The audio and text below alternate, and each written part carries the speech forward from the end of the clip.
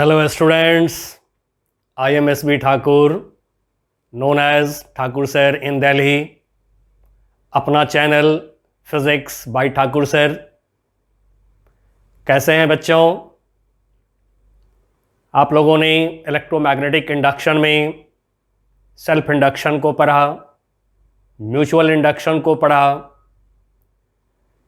Self induction में coefficient of self induction, जिसको कि इंडक्टेंस भी बोलते हैं, एल से डिनोट किए थे। म्यूचुअल इंडक्शन में कोएफिशिएंट ऑफ म्यूचुअल इंडक्शन, जिसको कि हम लोगों ने एम से डिनोट किया था। इसके बारे में आपने पढ़ा। अब हम लोग लेने जा रहे हैं इंडक्टर और कॉम्बिनेशन ऑफ इंडक्टर्स। जो इंडक्टर के इंडक्टेंस एल हैं, यदि एक से ज़्यादा इंडक्टर एल इंडक्टेंस के सीरीज में या पैरेलल में ज्वाइन कर दिए जाएं, तो इसके इक्विवेलेंट इंडक्टेंस क्या होगा। फिर यदि इंडक्टर्स को पास पास रखे हैं, उसके बीच में म्यूचुअल इंडक्शन भी हो रहा है, तो वहां पर सेल्फ इंडक्टेंस और म्यूचुअल इंडक्टेंस भी आपस में मिल जाते हैं, एक साथ आ जाते हैं, सेल्फ इंडक्टेंस और म्यूचुअल इंडक्टेंस। तो इसको कहते हैं मैग्नेटिक कपलिंग, या इसको कहते हैं inductive coupling of inductors in mutual induction. क्योंकि जब टू कॉइल्स, टू सोलेनॉइड्स जब पास पास होंगे, तो डेफिनेटली है कि म्यूचुअल इंडक्शन होगा। जब एक सोलेनॉइड में, एक कॉइल में करंट को चेंज करते हैं, तो सेल्फ इंडक्शन होते हैं। आपने पढ़ा कि self induced EMF in inductor is -L di/dt। वहीं आपने म्यूचुअल इंडक्शन में पढ़ा induced EMF in secondary coil, this equal to -M mutual inductance di primary coil में करंट बाय dt। अब बच्चों, ये जो L हैं, जिसको इंडक्टेंस कहते हैं, कोएफिशिएंट ऑफ सेल्फ इंडक्टेंस कहते हैं, ये L जब आइडियल होता है, तो फिर उस समय हम इसका रेजिस्टेंस नहीं ले सकते हैं। मतलब कि आइडियल इंडक्टर यदि है, तो वहां पर L की वैल्यू आप लेंगे, L की वैल्यू नॉन जीरो लेंगे, लेकिन रेजिस्टेंस की वैल्यू को जीरो लेंगे हम लोग। बट जैसा कि बच्चों आप जानते हैं, कोई भी जो इंडक्टर है, कॉइल है, सोलेनॉइड है, वो तो कंडक्टर से बने होते हैं। कॉइल में बहुत सारे टर्न्स बनाए जाते हैं कंडक्टर के, जैसा कि आप पढ़े हैं पीछे। सोलेनॉइड बनाए जाते हैं, इंडक्टर जो बनाए जाते हैं, तो उसमें बहुत सारे टर्न्स जो होते हैं कंडक्टर के होते हैं, इनेमल्ड कॉपर वायर के होते हैं। और यदि कंडक्टर की लेंथ फाइनाइट है, निश्चित है लेंथ, तो एक निश्चित रेजिस्टेंस भी होगा उसके पास। तो फिर आइडियल इंडक्टर जब हम लोग बोलेंगे, तो इसका मतलब होगा कि हम लोग आइडियल इंडक्टर सपोज कर रहे हैं, प्रैक्टिकली नहीं। प्रॉब्लम में हमें आइडियल इंडक्टर दिए जाएंगे, तो वहां पर हम लोग रेजिस्टेंस को यूज नहीं कर सकते हैं। बट जैसा कि हमें पता है, मान लीजिए ये है हमारा एक इंडक्टर। अब इस इंडक्टर में यदि हम यहां पर सोर्स ऑफ वेरिएबल करंट यदि रखें, ठीक है ना, S, this is source S, source of variable current, source of variable current यदि अप्लाई कर दें हम इसके अंदर, तो जो करंट इसमें जाएंगे, करंट इसमें जो जाएंगे, दिस डायरेक्शन ऑफ करंट, और करंट चेंज होगा। वेरिएबल करंट यदि देता है सोर्स तो करंट इसमें चेंज होंगे, करंट चेंज होंगे तो क्या होगा, सेल्फ इंडक्शन होगा। सेल्फ इंडक्शन होगा तो self induced EMF back EMF आवेगा। जैसा कि आप जानते हैं अप्लाइड ईएमएफ के अपोजिट डायरेक्शन में डेवलप होते हैं back EMF, self induced EMF. तो फिर यहां पर सेल्फ इंडक्शन जब होंगे तो एल का वैल्यू भी होगा, and so L not equal to 0।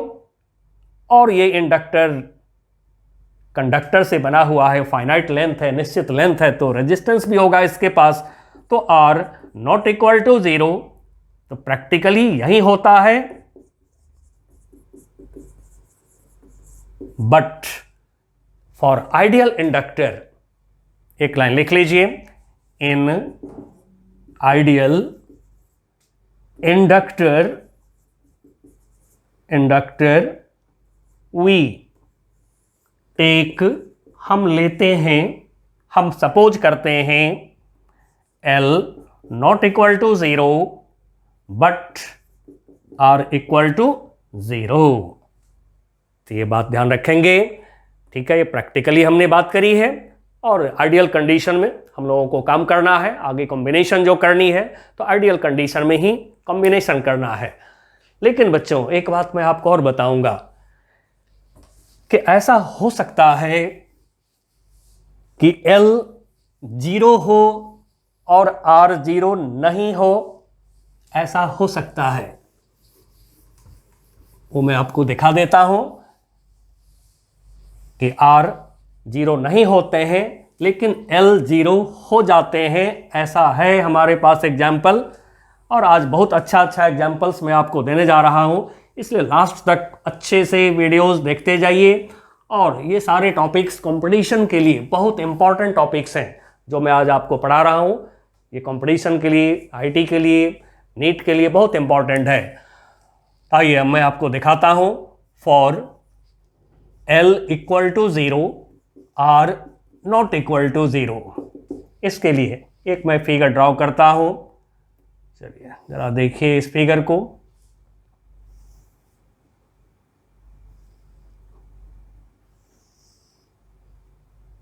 ये हम एक वायर ले रहे हैं, ये एक वायर है, इसको थोड़ा सा और इधर कर लेते हैं, इधर कर लेते हैं। यहां पर वही source of variable voltage, variable current का ये सोर्स लिए हैं। This is source of variable current. Okay, current को चेंज करेंगे इंडक्टर में तभी सेल्फ इंडक्शन होगा, तो source of variable current S लिख दिए हैं। अब देखिए यहां से ये एक लूप बनाया हमने ऐसे। ये जो वायर है, ये पूरा वायर है, ये सारे कनेक्टिंग वायर हैं, ठीक है। अब इसका लूप बनाते हैं, बिल्कुल सेम साइज का लूप बनाते हैं। ये लूप बनाया हमने, ठीक है। 3D फिगर में आप फील करेंगे इस लूप का साइज और ये जो लूप है दूसरा लूप, इनके साइज सेम हैं। नाउ फिर यहां से ये वाला ये आ गया,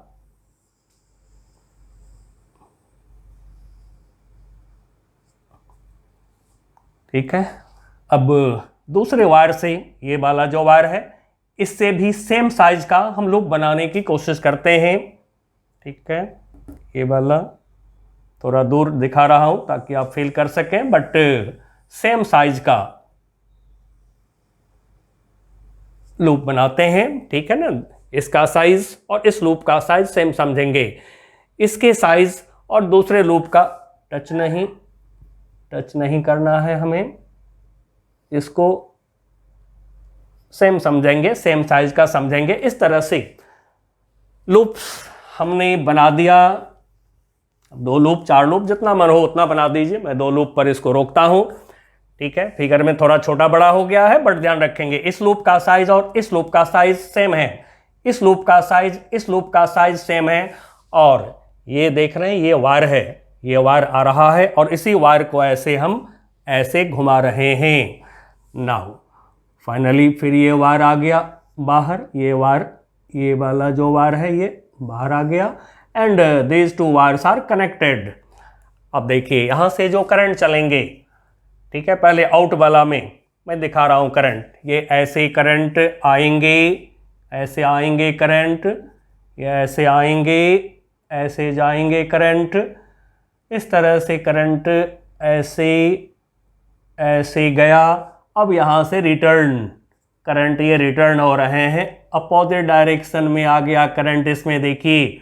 फिर यहाँ से ये करंट जो है ऐसे अपोजिट डायरेक्शन में आ गया, फिर यहाँ से ये करंट ऐसे वापस हो गया सोर्स के तरफ।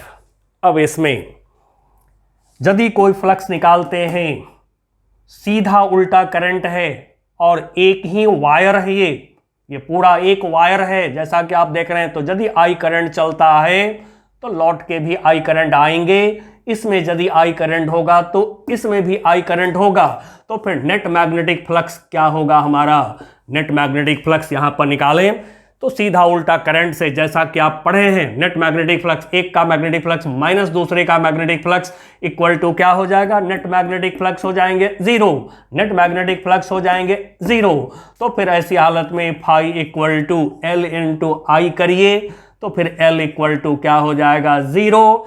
तो फिर ये जो देख रहे हैं कॉन्फ़िगरेशन, इस कॉन्फ़िगरेशन में L is equal to zero, but conductor से, वायर से बना है ये पूरा हमारा कॉन्फ़िगरेशन, ये सिस्टम, तो फिर R not equal to zero, conductor की रेजिस्टेंस तो होंगे ही होंगे। तो ऐसे रेजिस्टेंस को जिसमें कि इंडक्टेंस जीरो होता है, इसको कहते हैं नॉन इंडक्टिव रेजिस्टेंस कहते हैं इसको। तो इस तरह से बच्चों, जैसा कि हमने देखा, R not zero, L not zero. अब यहां पर आपको एक दिखा दिया हूं, एग्जाम्पल सामने है, बहुत अच्छा एग्जाम्पल है, जिसमें कि आप क्लियरली फील कर रहे हैं कि एल जीरो होगा। क्यों जीरो होगा, तो फिर सीधा उल्टा करंट होने से टोटल फ्लक्स जो होंगे, दोनों लूप की जो टोटल फ्लक्स होंगे, इसको ऐड करिए तो फिर ये जो कॉम्बिनेशन ऑफ ये जो टू लूप्स हो गया है, ठीक है, तो इनके टोटल फ्लक्स, इसके थ्रू टोटल फ्लक्स जीरो। तो फिर सेल्फ इंडक्शन भी जब कराएंगे तो phi equal to L I जब करेंगे तो एल इक्वल टू क्या मिलेगा, हमें जीरो मिलेगा। चलिए, तो ये था सीधा उल्टा एग्जाम्पल। अब हम ले रहे हैं कॉम्बिनेशन ऑफ इंडक्टर्स। जैसे रेजिस्टेंस में सीरीज पैरेलल में आपने कॉम्बिनेशन किया है, ठीक उसी तरह से यहां भी करेंगे series parallel combination of inductors, यानी एल का सेल्फ इंडक्टेंस का कॉम्बिनेशन करेंगे। तो चलिए, पहले हम ले रहे हैं series combination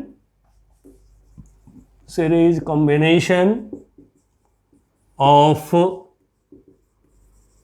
inductors of inductances L1, L2, L3। अब ये 3 लेकर के पहले हम लोग चेक कर लेंगे, फिर जनरलाइज कर देंगे।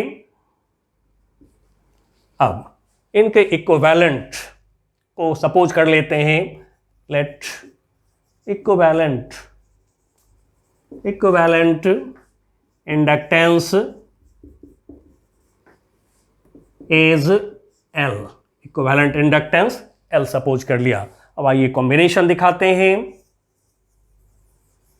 एक इंडक्टेंस L1, अब यहां से ज्यादा डिस्टेंस पर हम लेंगे दूसरा इंडक्टर, नजदीक में नहीं लेंगे, नजदीक लेंगे तो क्या होगा, सेल्फ इंडक्शन के साथ साथ म्यूचुअल इंडक्शन भी होने लगेंगे। तो अभी हम लोग म्यूचुअल इंडक्शन नहीं ले रहे हैं, म्यूचुअल इंडक्शन इसके बाद लेंगे हम लोग। तो इनके बीच की डिस्टेंस को ज़्यादा रखना है, म्यूचुअल इंडक्शन नहीं होने देना है, L2। इसी तरह से तीसरा इंडक्टर लिया, ये भी बहुत दूर ले लिया। प्रॉब्लम में तो दूर दूर लोग नहीं दिखाएंगे, बट क्वेश्चन में लिखा होता है कि सेल्फ इंडक्टर की हमने कॉम्बिनेशन करा है, तो आप मान के चलेंगे कि म्यूचुअल इंडक्शन नहीं लेना है हमें। अब इसके बीच में हम लोग अप्लाई करते हैं, जब वेरिएबल वोल्टेज जब अप्लाई करेंगे, variable voltage, variable current, variable voltage, तो क्या होगा? सेल्फ इंडक्शन होगा। सेल्फ इंडक्शन होगा जब करंट वेरी करेंगे। मान लीजिए at an instant of time current I जा रहा है, इसमें भी जाएगा, इसमें भी करंट आई जाएंगे, क्योंकि जैसा कि हमें पता है कि सीरीज में करंट तो चेंज होता नहीं है, करंट होते हैं सेम, इसमें भी करंट आई जाएंगे। और यदि वोल्टेज वेरी कर रहा है, करंट सर्किट में वेरी कर रहा है, तो सेल्फ इंडक्शन होगा। अब इसमें सेल्फ इंड्यूस्ड ईएमएफ को मैं एप्सिलॉन 1 बोल देता हूं, इसमें सेल्फ इंड्यूस्ड ईएमएफ को एप्सिलॉन 2 बोल देता हूं, इसमें सेल्फ इंड्यूस्ड ईएमएफ को एप्सिलॉन 3 बोल देता हूं, और टोटल इंड्यूस्ड ईएमएफ जो है इसको एप्सिलॉन बोल दे रहा हूं अक्रॉस द कॉम्बिनेशन। मान लीजिए पॉइंट ए है, पॉइंट यहां पर मान लीजिए बी है, तो ए और बी पॉइंट के बीच में टोटल इंड्यूस्ड ईएमएफ को एप्सिलॉन सपोज कर दिया हमने। अब इक्विवेलेंट के लिए, इसके लिए भी एक फिगर ड्रॉ कर लेते हैं। Figure 1 this is combination figure.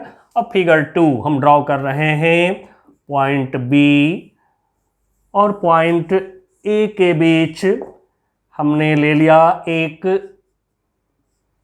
Inductor जिसका सेल्फ इंडक्टेंस, जिसका इंडक्टेंस ये है हमारा L, ठीक है। इक्विवेलेंट इंडक्शन के जगह इंडक्टेंस लिख दें हम लोग, inductance word is better word, equivalent inductance, ठीक है, L, तो ये है इंडक्टेंस L। अब यदि इसमें करंट I आ रहा है, सेम वेरिएबल सोर्स लगा दें यहाँ पर, यदि करंट I आ रहा है और इसके क्रॉस यदि सेल्फ इंड्यूस्ड ईएमएफ हमारा यदि एप्सिलॉन है, मीन्स जितने इंड्यूस्ड ईएमएफ 3 इंडक्टर के क्रॉस है उतने ही इंड्यूस्ड ईएमएफ यदि हमारे एक इंडक्टर के क्रॉस हो गया, और यदि सेम करंट है जो कॉम्बिनेशन में वहीं एक में है, तो क्या कहेंगे? This is equivalent inductor. तो यही हो गया इक्विवेलेंट इंडक्टर। इसको फिगर 2 कर देता हूं। अब बहुत इजी काम हमारे लिए है, जैसा कि आप पढ़ते आ रहे हैं, सीरीज में क्या होता है, सारे वोल्टेज ऐड होकर के टोटल वोल्टेज होते हैं, तो ईएमएफ क्या है? वोल्टेज है, ऐड कर दीजिए। तो फिर in figure 1 in combination total induced EMF epsilon, total induced EMF epsilon across the inductor, this is epsilon 1 plus epsilon 2 plus epsilon 3।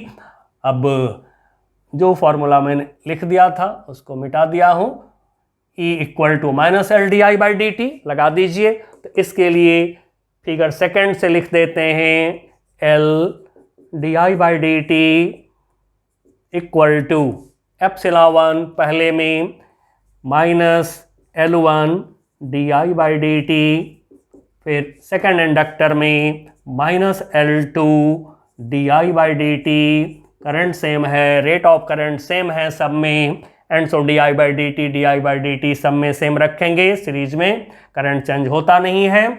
इसी तरह से थर्ड इंडक्टर में L3 self inductance D I by d T कर दिया। अब देखिए सामने एकदम सिंपल काम आ गया, d I by d t common लीजिए, माइनस को भी हटाइए, कर दीजिए सॉल्व। तो L minus L d I by d t equal to minus d I by d t हमने ले लिया कॉमन सारे से, क्या मिला हमें? L1 plus L2 plus L3।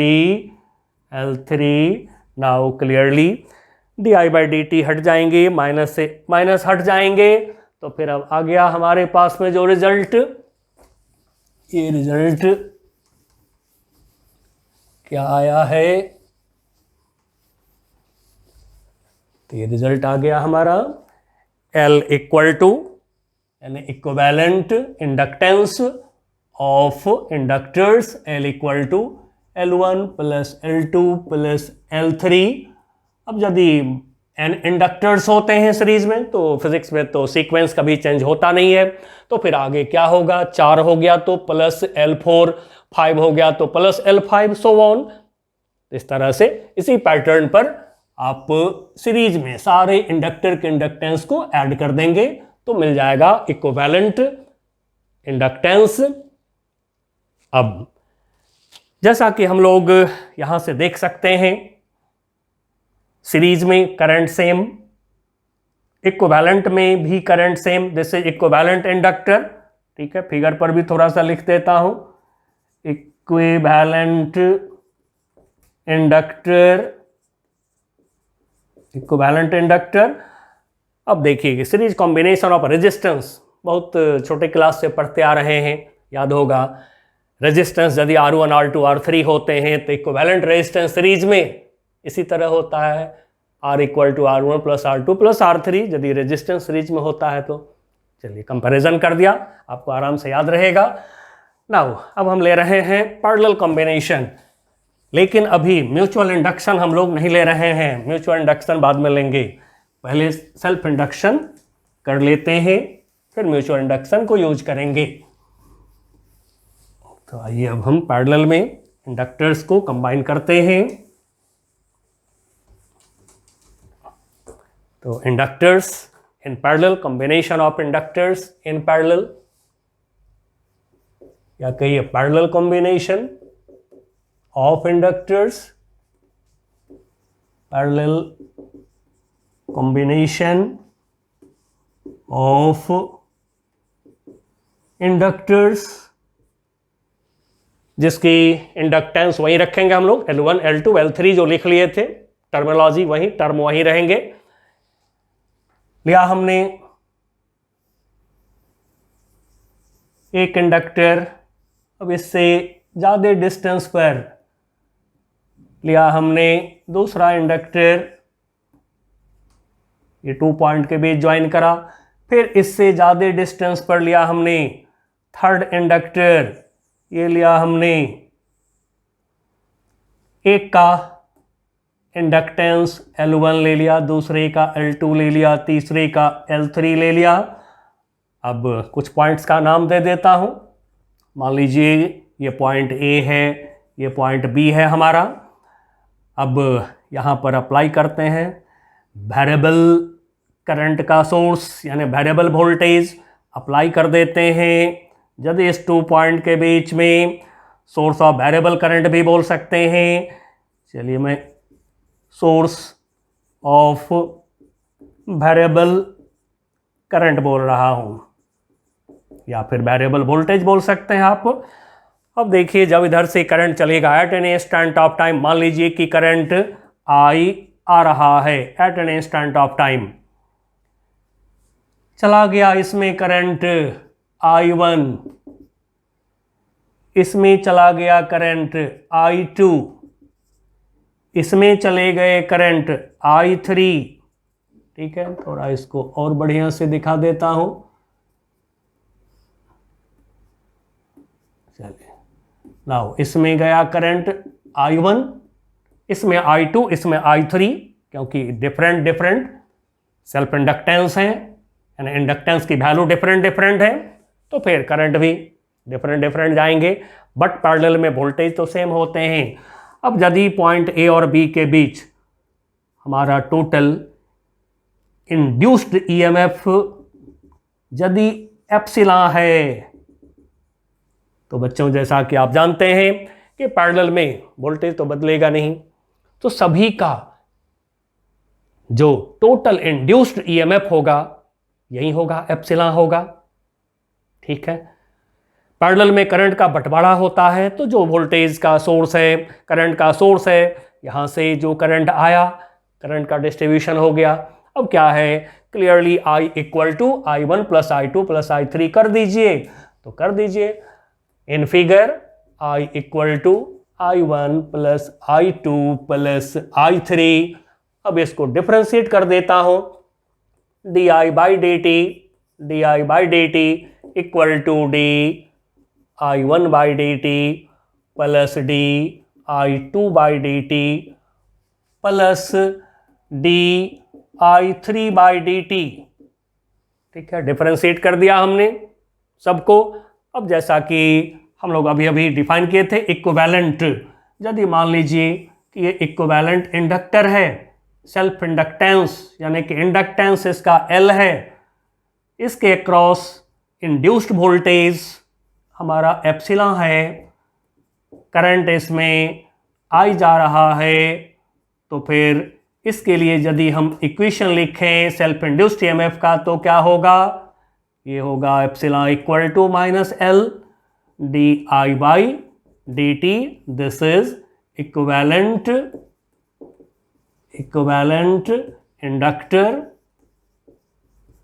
और इसके जो L हैं इसको इक्विवेलेंट इंडक्टेंस कहते हैं। इक्विवेलेंट इंडक्टर की जो इंडक्टेंस होते हैं इसको इक्विवेलेंट इंडक्टेंस, जैसे रेजिस्टेंस में बोलते हैं। ठीक है, बिल्कुल उसी तरह से। तब यहां से देखिए बहुत अच्छा सा आप मदद ले सकते हैं, dI/dt ठीक है इक्वल टू क्या होगा, एप्सिलॉन अपॉन L हो जाएंगे। तो फिर dI/dt के जगह पर माइनस एप्सिलॉन अपॉन L ये ले लिया हमने इक्विवेलेंट से। इसको फिगर कर चलिए फर्स्ट कर देते हैं, इसको फिगर सेकंड कर देते हैं। अब इसका भी ईएमएफ क्या है, between point A and B, voltage तो बदलेगा नहीं, सबके क्रॉस इंड्यूस्ड ईएमएफ तो यही है एप्सिलॉन। एंड सो dI1/dt के जगह पर minus epsilon by L1 dI2/dt, इसके लिए फिर लिखेंगे तो माइनस एप्सिलॉन बाई L2 इसके जगह पर, इसके लिए जब लिखेंगे dI/dt ये भी क्या होगा, माइनस एप्सिलॉन बाई L3 हो गया। अब जैसा कि देख रहे हैं यहाँ से सोल्यूशन सामने है, तो फिर माइनस एप्सिलॉन को मैं इधर से कॉमन कर देता हूँ। ठीक है, 1/L1 plus 1/L2 plus 1/L3। अब क्लियरली है कि माइनस से माइनस कट जाएंगे, एप्सिलॉन कट जाएंगे, तो आ गया हमारे पास में 1/L equal to 1/L1 plus 1/L2 plus 1/L3। तो इस तरह से इक्विवेलेंट इंडक्टेंस L निकल जाएंगे। ठीक है ना, L क्या है, इक्विवेलेंट इंडक्टेंस, L का नाम जो हम लोग लिख दिए थे स्टेटमेंट में, तो L इज इक्विवेलेंट इंडक्टेंस। अब यदि मान लीजिए कि 4 लग गया कहीं पैरेलल में, तो पैटर्न तो फिजिक्स में सेम ही रहते हैं, प्लस 1/L4। यदि 5 इंडक्टर्स पैरेलल में लग गया तो plus 1/L5 and so on. इस तरह से टर्म को आगे बढ़ा दीजिए, निकल जाएंगे। अब 2 के लिए थोड़ा सा मैं और काम करूंगा। 2 इंडक्टर्स यदि पैरेलल में हैं तो उसके लिए थोड़ा इसको सॉल्व करना चाहेंगे हम। 2 के लिए self inductance of equivalent inductor हम निकालना चाहेंगे। 2 इंडक्टर्स इन पैरेलल, आइए निकालते हैं।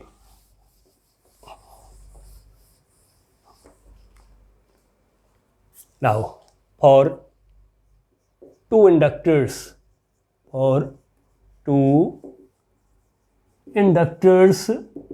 इन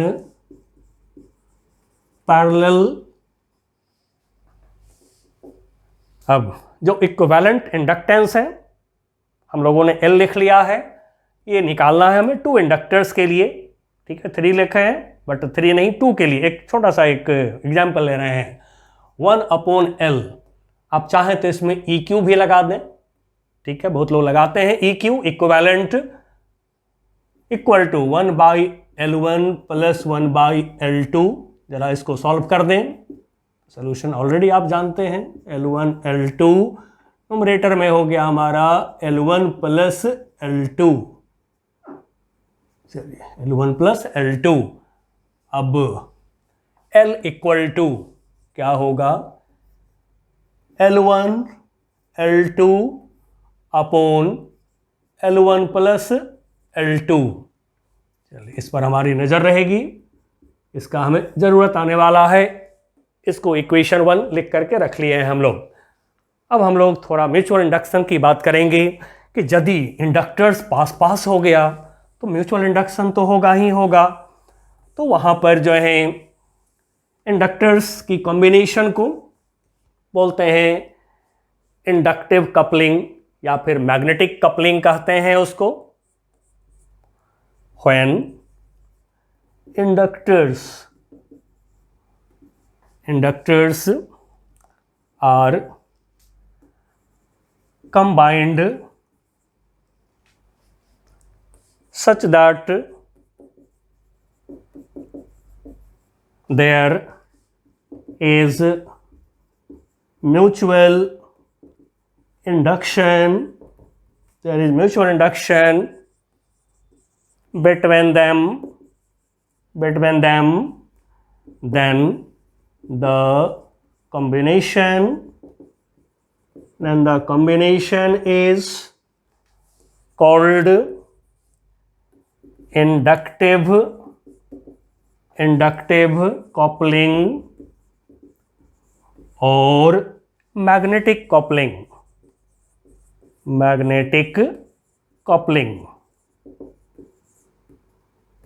अब हम लोग टू इंडक्टर्स के लिए बात करें। पहले इफ सेल्फ इंडक्टेंस या सीधे इंडक्टेंस बोलते हैं लोग, सेल्फ नहीं भी बोलते हैं, खाली इतना भी बोलते हैं coefficient of self induction, self inductance या फिर ओनली इंडक्टेंस बोलते हैं, सब एक ही वर्ड्स हैं। तो फिर inductance if self inductance of two inductors are L1 and L1 and L2 and mutual inductance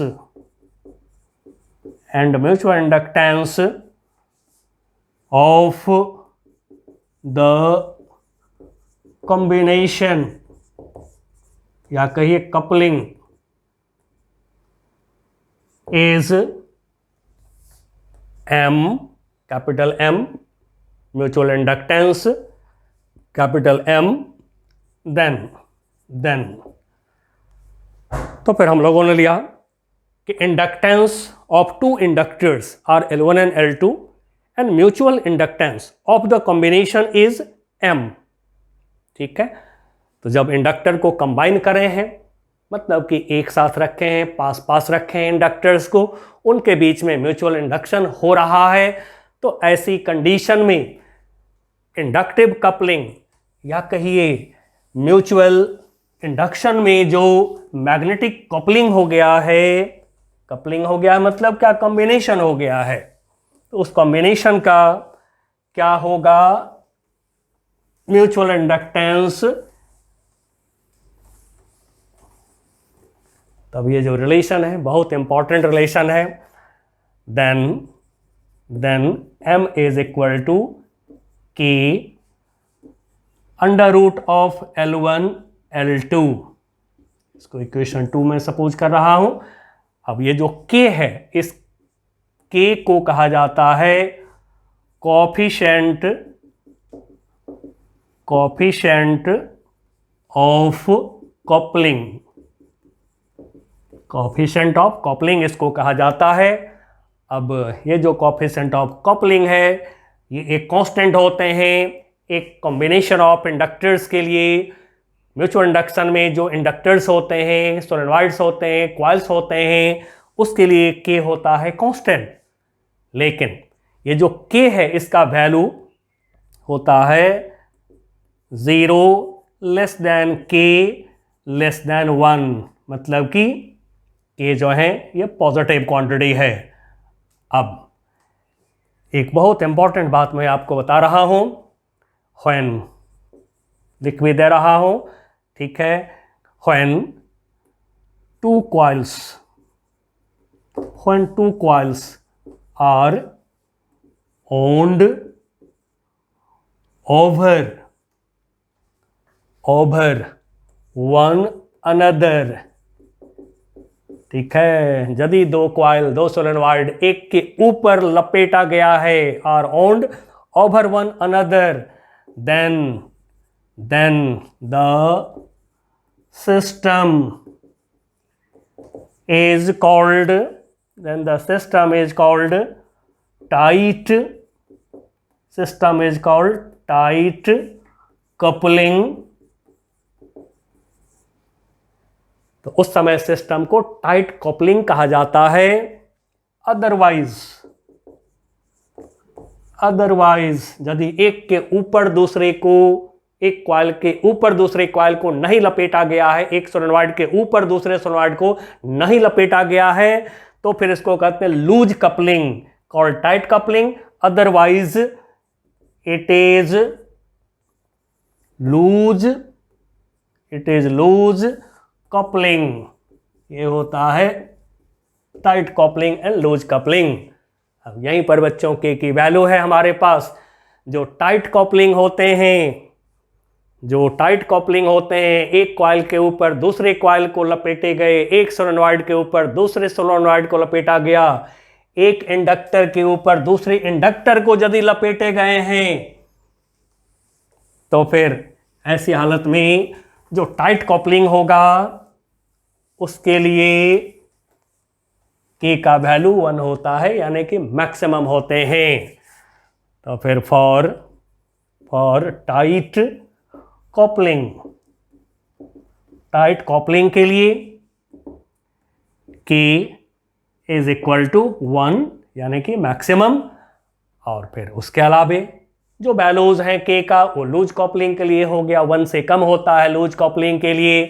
ठीक है, तो साइड में जब कोई लगाते हैं सोलेनॉइड्स को, एक के साइड में दूसरा, जो हम लोग कॉम्बिनेशन अभी ले रहे थे उसमें क्या देख रहे थे, सभी कॉम्बिनेशन में जो इंडक्टर्स हैं वो साइड में है, एक के ऊपर दूसरा हम लोगों ने नहीं लिया था। तो ऐसी हालत में जो है के का वैल्यू 1 नहीं, 1 से कम होते हैं। अब टाइट कपलिंग, जैसा कि हम लोगों ने म्यूचुअल इंडक्शन में करा है, जैसे ये हो गया एक हमारा सोलेनॉइड, इसी के ऊपर बनाया गया दूसरा सोलेनॉइड यदि बनाया गया इसी के ऊपर ऐसे, तो यही हो गया टाइट कपलिंग। एक सोलेनॉइड के ऊपर दूसरा सोलेनॉइड, एक इंडक्टर के ऊपर दूसरे इंडक्टर को बना दिया गया, तो ये हो गया टाइट कपलिंग। अब टाइट कपलिंग के लिए के हो गया 1, तो फिर इसके लिए बच्चों m क्या होगा, तो इसके लिए m हो जाएंगे equal to under root L1 L2, और वहीं पर जब लूज कपलिंग होगा तो के की वैल्यू 1 से कम होगा, तो फिर लूज कपलिंग में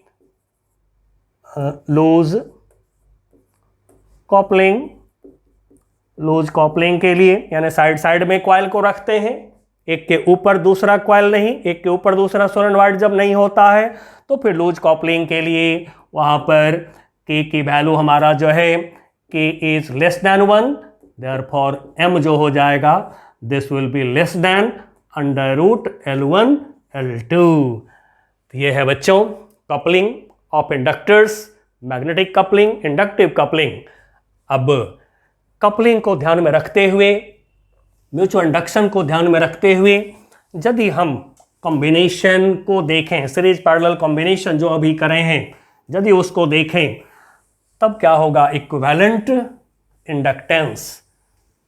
आइए लेते हैं इक्विवेलेंट इंडक्टेंस, कपलिंग कंसीडर करते हुए, म्यूचुअल कपलिंग देखते हुए, तो फिर मेंशन कर दीजिए इक्विवेलेंट इंडक्टेंस। मैं इसको L से डिनोट कर ले रहा हूं, वहीं L हम लोग लिखते आ रहे हैं ऊपर से। इक्विवेलेंट इंडक्टेंस, इक्विवेलेंट इंडक्टर के इंडक्टेंस को हम लोग L लिखते आ रहे हैं, तो इक्विवेलेंट इंडक्टेंस L ये निकालना है हमें। चलिए पहले देखते हैं सीरीज में, इन सीरीज। अब इंडक्टर, दो इंडक्टर बिल्कुल पास हम ले रहे हैं, ये लिया दो इंडक्टर को हमने पास पास लिया, ठीक है। एक का सेल्फ इंडक्टेंस L1, दूसरे का सेल्फ इंडक्टेंस L2। अब इस समय जो है जो इक्विवेलेंट इंडक्टर होगा हमारा, इक्विवेलेंट इंडक्टर, चलिए साइड में वो भी दिखा लेते हैं हम लोग। ये ले लिया हमने इक्विवेलेंट इंडक्टर, इसका इंडक्टेंस L यानी कि इक्विवेलेंट इंडक्टेंस L ले लिया हमने, ठीक है। फिगर 1, फिगर 2, बाकी सब चीज़ पहले की तरह जैसे हम लोग दिखाए थे। टोटल जो इंड्यूस्ड ईएमएफ है एप्सिलॉन, ठीक है। सिमिलरली इक्विवेलेंट इंडक्टर है, इसमें भी जो फिगर ले चुके हैं सीरीज कॉम्बिनेशन में, अब मैं इसको ज़्यादा लेंदी नहीं कर रहा हूँ, सीरीज कॉम्बिनेशन वाला जो फिगर है वही है। अब इस समय जो L होगा, तो यदि बच्चों करंट की डायरेक्शन यदि सेम है, मैग्नेटिक फील्ड यदि दोनों इंडक्टर का सेम डायरेक्शन में यदि आ रहा है, तो ऐसी हालत में करंट की डायरेक्शन यदि सेम है, चलिए मैं लिख देता हूं I at an instant of time t, current को I सपोज कर रहे हैं। यदि करंट की डायरेक्शन यदि सेम है तो फिर L equal to L1 plus L2 plus 2M, where M is mutual inductance of system of these two inductors। नहीं, यदि करंट अपोजिट डायरेक्शन में, चलिए इसको हम नंबर 1 कर देते हैं, नंबर 2 सेकेंड, फिर हम सीरीज में लेंगे इन सीरीज। बट अब इस समय जो है हम कॉम्बिनेशन ले रहे हैं,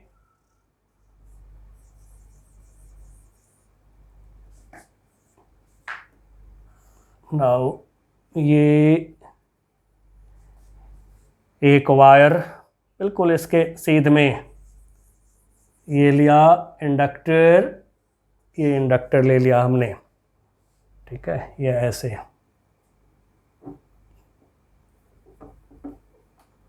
फिगर फर्स्ट। अब एक का सेल्फ इंडक्टेंस यानी कि इंडक्टेंस L1, दूसरे का ले रहे हैं L2, दूसरे की इंडक्टेंस L2। अब देखिए जरा करंट की डायरेक्शन का क्या हाल है, ठीक है। जब वोल्टेज अप्लाई करे जाएंगे, टोटल ईएमएफ सीरीज में है, तब तो टोटल ईएमएफ तो ऐड होकर के ही निकलेंगे, टोटल वोल्टेज, दोनों के वोल्टेज ऐड करके निकलेंगे। बट अब जरा करंट के डायरेक्शन पर गौर करिए, करंट I चला चला चला चला, अब यहां से देखिए क्या हो जा रहा है, करंट की डायरेक्शन यहां से देखिए क्या हो जा रहा है, अपोजिशन में आ गया करंट, इसकी करंट और इसकी करंट अपोजिशन में आ गया, उल्टा हो गया, इसके मैग्नेटिक फील्ड अपोजिशन में आ गया है।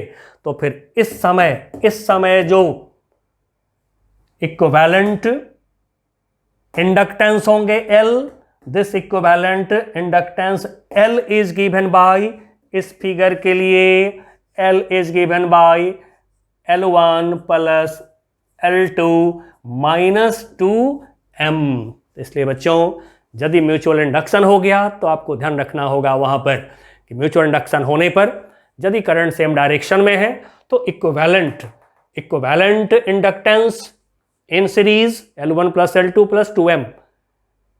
फिर सीरीज में यदि करंट अपोजिट डायरेक्शन में कहीं हो गया है टू इंडक्टर्स में, तो फिर वहां पर ये करना होगा आपको। अब आइए हम पैरेलल की बात करते हैं। ऐसे पैरेलल बहुत यूजफुल नहीं है फिर भी, लेकिन पैरेलल की भी बात कर लें, कंपटीशन में हो सकता है आपको आईटी में, नीट में पैरेलल कॉम्बिनेशन दे दिया जाए, तब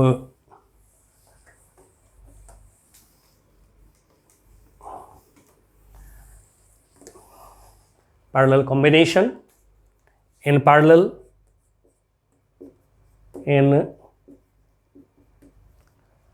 parallel combination of inductors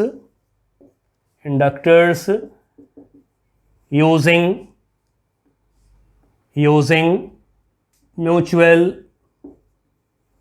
induction, चलिए, if equivalent inductance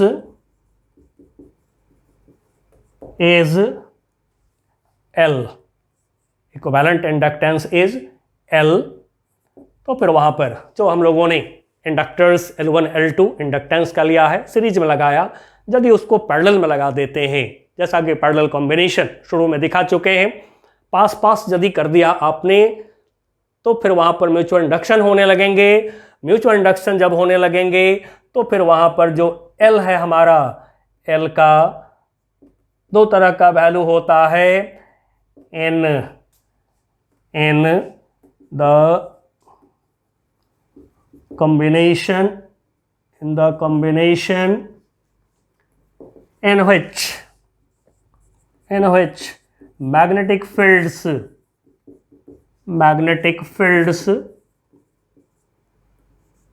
of two inductors are in same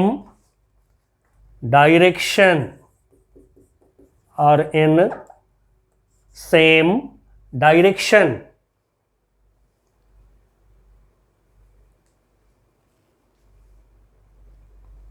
चलिए इसको बोलते हैं पैरेलल एडिंग सर्किट या कॉम्बिनेशन, पैरेलल एडिंग कॉम्बिनेशन। अब ऐसे कंडीशन में जो वैल्यू होते हैं इक्विवेलेंट इंडक्टेंस L की, जो वैल्यू होते हैं,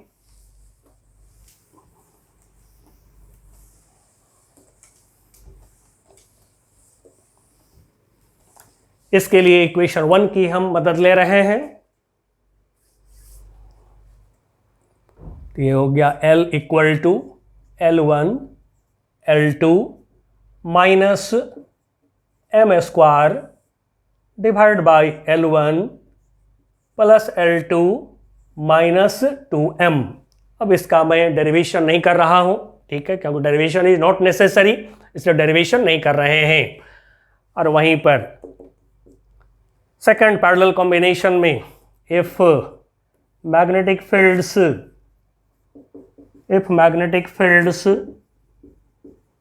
ऑफ टू इंडक्टर्स जिनकी इंडक्टेंस L1 L2 है, वही दोनों ले रहे हैं, पैरेलल में ले रहे हैं। If magnetic fields of two inductors in parallel are in opposite directions,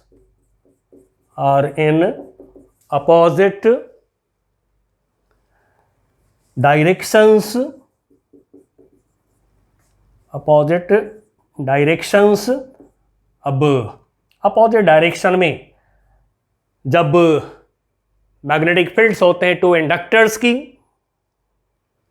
तो इसको पैरेलल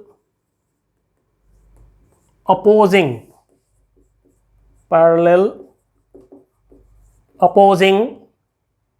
कॉम्बिनेशन या सर्किट बोला जाता है, पैरेलल अपोजिंग कॉम्बिनेशन।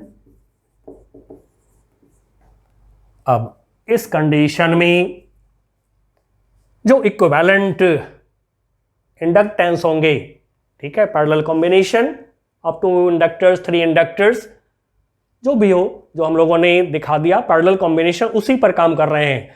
वहीं थोड़ा नजदीक यदि हो गया कॉइल्स हमारे, देन म्यूचुअल इंडक्शन होगा।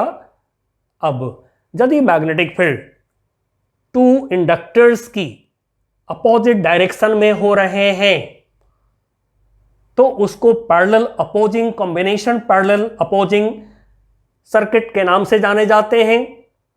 ऐसे कंडीशन में जो सेल्फ इंडक्टेंस है L, इसका वैल्यू हो जाता है L equal to L1 into L2 minus M square upon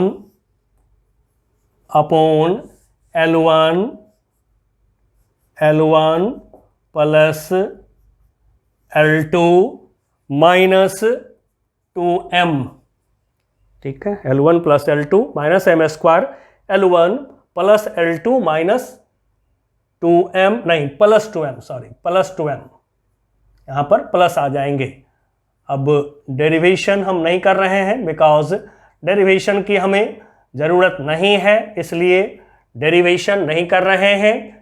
तब ध्यान रखेंगे पैरेलल कॉम्बिनेशन में यदि म्यूचुअल इंडक्टेंस को आप लेते हैं तो फिर यदि फर्स्ट कंडीशन आ रहा है सेम डायरेक्शन में मैग्नेटिक फील्ड यदि हो रहे हैं दोनों इंडक्टर का पैरेलल में, तो आप ये यूज करेंगे इक्विवेलेंट इंडक्टेंस के लिए,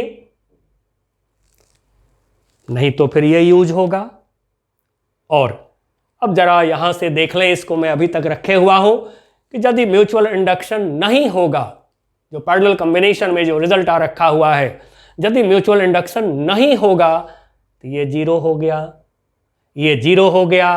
L1 L2 upon L1 plus L2 ये जीरो हो जाएगा, ये जीरो हो जाएगा, तो फिर क्या होगा L1 L2 upon L1 plus L2।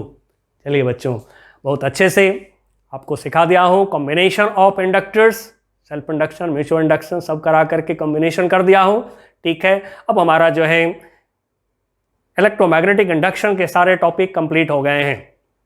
अब हम लोग अल्टरनेटिंग करंट चैप्टर को शुरू करेंगे, उसमें सर्किट्स को पढ़ेंगे और जो कुछ भी पढ़ेंगे भाया NCERT, भाया स्टैंडर्ड बुक पढ़ेंगे हम लोग। ठीक है, चलिए मिलते हैं अगली क्लास में, तब तक के लिए बाय बाय।